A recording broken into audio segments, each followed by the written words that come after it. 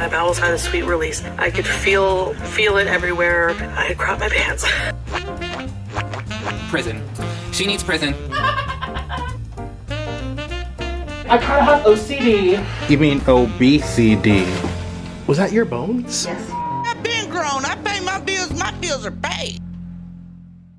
Beck went live and actually seemed kinda eager to share her side of the story of the time she spent as Amber's caretaker. It seems like she's slowly getting up the courage to set the record straight after Casey did. Let's take a look at the highlights together. So yeah, today was my first day at my job, and it went pretty well. I go back tomorrow to learn more things. Am I going to do an interview with Mr. Snowflake? Possibly. I'm definitely thinking about it.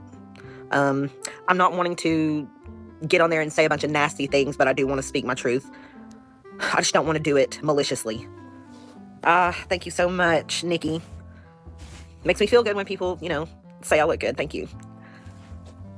So what have you... I mean, it's been a really, really hard last few months, and I actually struggled with making this live. Like, I've been having such bad anxiety over everything for the last few months. Did I gain weight? Yes, I have gained weight, but I've been off the Ozempic for a few months because of what's going on with my thyroid. Still waiting to get into the doctor for them to do something about it. I've got to have some labs done, but other than that.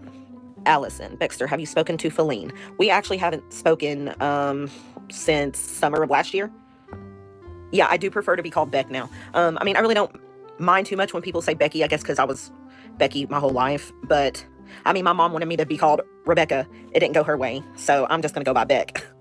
I mean, I'm definitely going to open up, even on my own a little bit, on my own channel, about, my life from about 2016 to now, because that's when everything started to and it just all got worse from there. So, you could also tell your story on your platform to make money, Junix. Yes, I could. What did I think of Casey's interview? I didn't get through all of the second part. I need to finish it. But I did see the first video about it, which is what I seen all them years ago. And now that I've heard more of the newer information, I'm like, I don't really know. I wasn't there. All I know is my story and what I have to say. That's all I know. Do not be intimidated. Oh, that's a really hard thing to do, to not be intimidated. But Here's your purchase. I know I have thanks, sis. I know I have a lot of people backing me. And like I said, it's not to be malicious or to stir a pot or anything. It's just to finally get my story, my half of the story out and be done with it. And I am going to be a little honest about it too. There's a portion of it I don't remember, if that tells you anything. I think I probably disassociated through those moments. I feel happier. I feel a little happier. Bellin, sorry you had to deal with the narcissist, Lynn. I just hope that through everything she can open her eyes and do work on herself. That's a lot to hope for, though, isn't it? Marigold, Tyra Banks voice, I'm rooting for you. We're all rooting for you. Stephanie C. Yeah, trust me, I never forgot about when she said that. And people always tell me, you look really good with short hair, but I feel like I disagree. I feel like people with rounder, fatter faces look bad with short hair because it makes their face look rounder and fatter. I feel like slender hair slender hair. Only talk about what you're comfortable with, like CES. And that's what I'm gonna do, because, I'm not comfortable coming on here just to be, say a bunch of disgusting things, What did you mean when you said Amber's butt was stinky? But clearly what it says. For the love of God and all things holy, she did stink. How about that? I don't know what she smelled like. Surely y'all have been in a situation where you have been around a bigger person and could smell their swamp ass. That's not me, but I am going to definitely speak on what I feel comfortable speaking about. Would love if you just watch back videos with you in them and listen to what lies she was telling. Listen, I've seen a lot of reaction channels. I've seen clips of things, and seeing it from a screen perspective and not in the moment, like I'm on the other side of it, like seeing it. No, I don't know. I don't know how I wasn't seeing it in the moment. Oh no, JoJo B, straight up, I wasn't the perfect partner. Listen, when we got together, neither one of us had any business at all being in a relationship. Neither one of us did. Yeah, MA, that's exactly what I'm talking about. Those are the kind of questions I won't answer. Lexi, that's so right.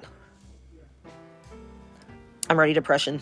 I know I didn't deserve it, but I had no self-worth in that point in my life. So I just let it happen. I can't just single one day out because a lot of every day looked the same, if that makes sense. Like every day looked the same, pretty much. Honestly, FBI Frank, I have no idea about that. I have no idea. I wasn't there for any of that. You said your sister was contacted by FBI Frank. That was a lie. No, my sister wasn't. Because if she was, I would know about it. I was simply just skimming through the comment section of my YouTube. But there was one that I remember reading that kind of was like, this is how all scary movies start. It was saying how they know where I live, they're gonna off me. I actually took a screenshot of it and sending them. I remember I sent it to Becky, a couple other friends of mine. I was like, what is this? Dun, da, da.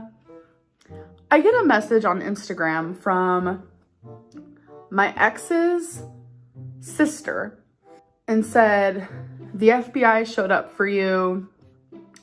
She sent me a picture of the card that the FBI gave her. The FBI said, contact her because we need to talk to her. I was terrified. The FBI didn't know I lived here. Frank called me.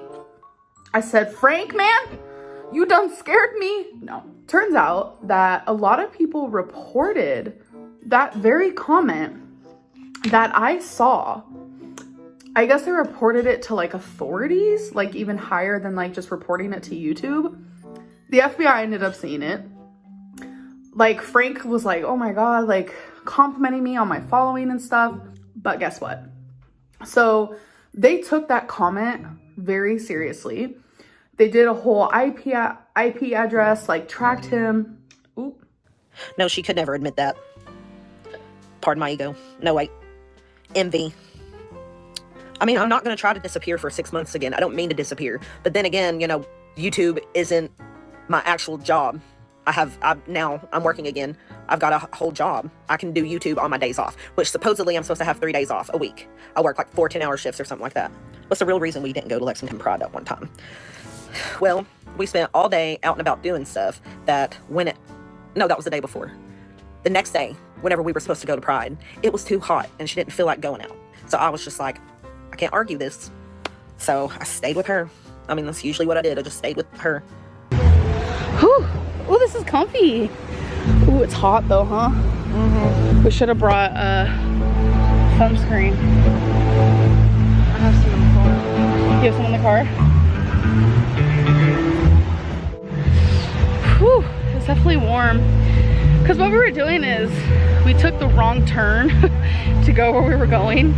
And then we saw this place. We're like, oh my God, we should just sit out here and kind of enjoy the water and the sun. So the whole point of us going on this trip was to go to Pride, but also we just wanted to get away and have a good time, and we have succeeded in that. We ended up not going to Pride though today. We were gonna go, but Eric and Ricky ended up going way before us, and they ended up leaving just about an hour into it. Eric has blisters, so do I. I have blisters from walking all day yesterday, doing mini golf and at the arcade. I wore the wrong shoes. They said it was super hot out there, that protesters were screaming, and on top of all of that, Becky has been experiencing some anxiety about Pride. The fact that Pride is in downtown. Becky's not good with driving in, areas like that. The protesters freak her out. The heat is really getting to her and things like that. I really wanted to go to Pride, but I would never take away the fact that Becky isn't doing that great right now. Did Amber make me hate chili? I'm telling you guys, I'm not playing around. I liked the chili. I liked the chili. It was good chili. I was happy with it. Becky's about to get herself some. Yeah, I'm so excited. Amberlynn's chili is, yes. So yes. There is a lot more onion than I thought, but the reason why I cut it in big chunks like this, Becky said that's cool so she can pick it out, because all her family cooks with onion too. I can give her that. She had good chili. Then again, you know, I have a very bland palate. I don't like spicy or anything like that. Even the halved onions floating around, I don't think there was onions in it. Because if there was onions in it, I wouldn't have ate it. Unless I picked them out. I don't remember. All I knew is that there was mushrooms in it. And for some reason, that just made it. That made it so much better. I love mushrooms. I don't know. Bland chili confirmed. What advice would you give Amber's future girlfriend? Don't. Simple. Just don't go there. She needs a lot of work before she gets into another relationship. And I mean that with all the love in my heart. I'm in your walls. Becky, let's date, please. I'd love to. I miss dating. I miss the excitement that comes with it. I don't know if I'm ready. I have a lot of damage that I'm trying to undo, if that makes sense. And I don't want to carry that over into a new relationship and put all my trauma on somebody else, if that makes sense.